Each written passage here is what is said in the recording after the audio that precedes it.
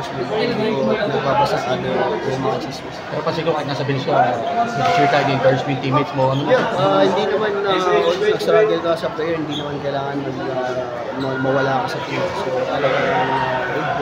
kami, lahat kami, we have each other's back, nagtutulungan kami, nag-push kami sa isa't isa. So yun, good thing, yung character ko, alam ko saan ako dadal ng character. Serious kasi. Cut mo yung pangatang mo. Kasi yun nga, parang nabigyan ka ng extended minutes tonight, parang during the first 4 games, medyo struggling ka. Pero ngayon, nagpakitang gilas ka na extended minutes. Talk about that.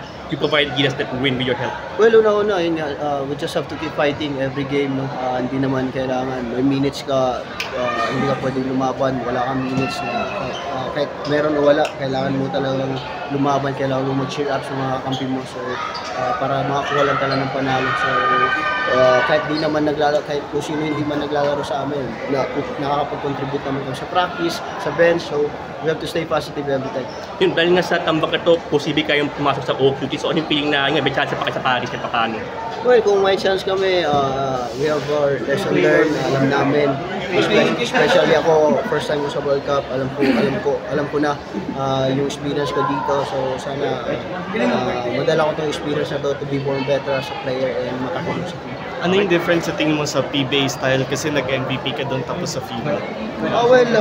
Totally different kasi FIBA is world, all the best teams, all the best players naglalaro dito. So talaga ibang experience to, ibang-iba sa World Cup.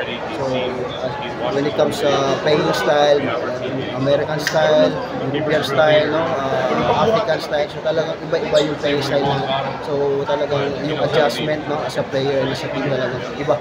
A hell lot of experience namin. Gusto mo ba magilas next time around? Well, depende sa situation. Depende naman yun. Saan ako dadalhin. Anong lessons ang dadalhin mo from here sa Ginebra? Ano po? Ano yung lessons na dadalhin mo sa Ginebra?